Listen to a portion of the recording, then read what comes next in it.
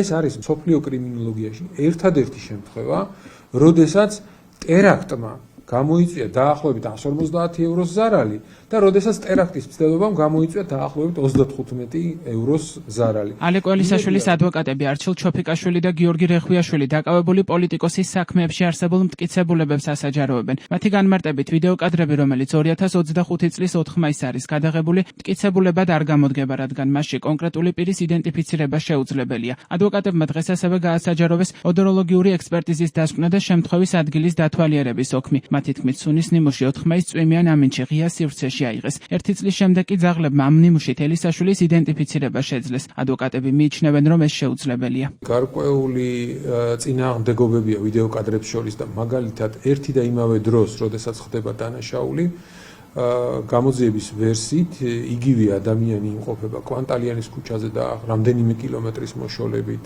სასამართლოს შენობიდან. და ესეც ადასტურებს იმას, რომ ადამიანი, რომელიც წარმოუჩინეს საზოგადოებას, რომ ეს არის ალექსანდრე ელისაშვილი და მან დანაშაული ჩაიდინა თითქოს და 4 მაისს შეუძლებელია, რომ ერთი და იგივე დროს ორ სხვადასხვა ადგილზე ყოფილიყო ფიზიკურად. სუნის ნიმუში 4 მაისს აღებული იყო წვიმიან ამინჩი ღია სივრცეში და უკვე დაახლოებით 1 წლის შემდეგ თითქოს და უცნობმა ძაღლებმა შეძლეს ამ სუნის ნიმუშის მიხედვით ოპოზიციონერი პოლიტიკოსის იდენტიფიცირება, რაც აბსურდია და შეუძლებელია. ნებისმიერი დამწყები კრიმინოლოგისათვის ცნობილია, რომ წყლის ქვეშ აღებული სუნის ნიმუში შეუძლებელია, რომ წყლის ქვეშ აღებული იყოს სუნის ნიმუში და შემდგომ 10 თვის მერე მოხდეს ამით ადამიანის იდენტიფიცირება. ადვოკატებმა ისაუბრეს 29 ნოემბრის საქმესთან დაკავშირებითაც მათი თქმით გუშინ სამხარაულის ბიუროდან მიიღეს დასკვნა, რომლის თანახმად შეუძლებელია იმის დამტკიცება, რომ სასამართლოს არქივის შენობაში ბენზინის დასხმა დაახლოებით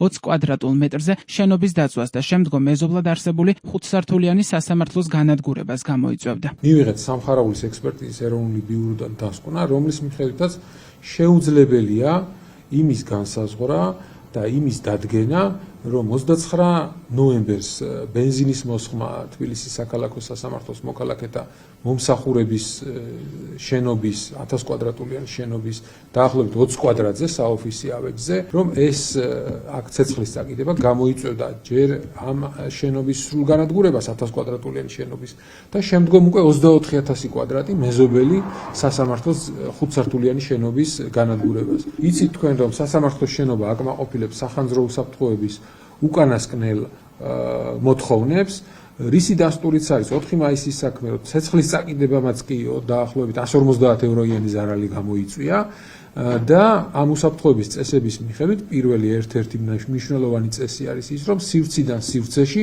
ცეცხლი არ უნდა გავრცელდეს. შესაბამისად, შეუძლებელია იქ ცეცხლის გაჩენას 29 მაისს გამოეწვია სასამართლოს შენობის სრული განადგურება. ალეკო ელისაშვილის წინააღმდეგ ტერორიზმთან დაკავშირებული 2 სისხლის სამართლის საქმე მიმდინარეობს. პირველი ეპიზოდის თანახმად ოპოზიციონერმა 2025 წლის 29 ნოემბერს სასამართლოს კანცელარიის შენობის დაწვას სცადა. მას ტერორისტული აქტის მცდელობას ედავებიან, რაც 10-დან 15 წლამდე თავისუფლების აღკვეთას ითვალისწინებს. ელისაშვილი ქმედებას აღიარებს, თუმცა მუხლის კვალიფიკაციას არ ეთანხმება, რაც შეეხება მეორე ეპიზოდს. ბრალდების მიხედვით პოლიტიკოსმა თბილისის საქალაქო სასამართლოს არქივის შენობაში ხანძრის გაჩენა 2025 წლის 4 მაისსაც სცადა. ამ ბრალთან დაკავშირებით დაცვის მხარი ამბობს, რომ თაროზე შემოდებული ძველი საქმე ელისაშვილს პოლიტიკური მიზნებით დაუკავშირეს. სინამდვილეში კი ის შემთხვევის ადგილას საერთოდ არ იმყოფებოდა.